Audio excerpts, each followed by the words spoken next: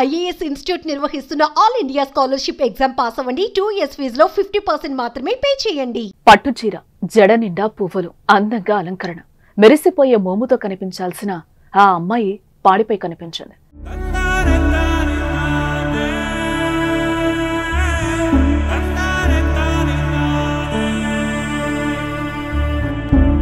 జడలో ఉండాల్సిన పూలదండ మెడలో పడింది.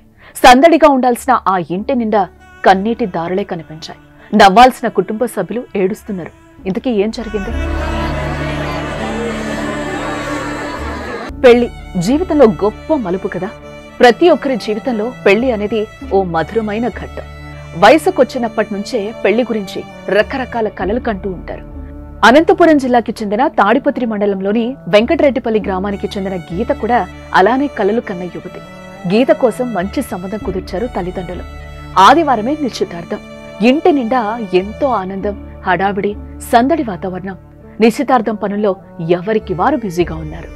నిశ్చితార్థం అంటే ఏ అమ్మాయి అయినా అందంగా అలంకరించుకుని కనబడాలని కోరుకుంటుంది. గీత కూడా అదే కోరుకుంది. అచ్చమైన తెలుగింటి అమ్మాయిలా కనపడాలని అనుకుంది. గోరింటాకు పెట్టుకోవడం కోసం సోదరుడు నారాయణ రెడ్డితో కలిసి బైక్ పై తాడిపత్రి వెళ్ళింది. గోరింటాకు పెట్టుకుని ఇద్దరు గ్రామానికి బయలుదేరారు. కాసేపు ఆగితే ఇంటికొచ్చేసేవారు. కానీ ట్రాక్టర్ రూపంలో మృత్యు దూసుకొచ్చింది.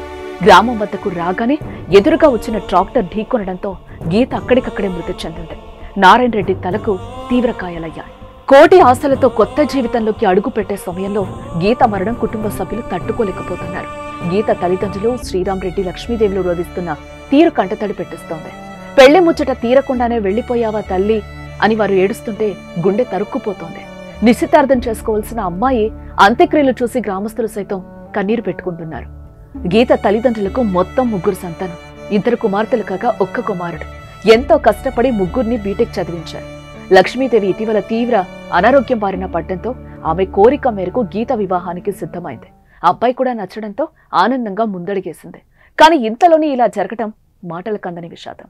అటు కుమార్తె మరణం, ఇటు కుమారుడు ప్రాణం కోసం పోరాటం. ఏ తల్లిదండ్రులకి ఇలాంటి కష్టం రాకూడదని కోరుకుందాం.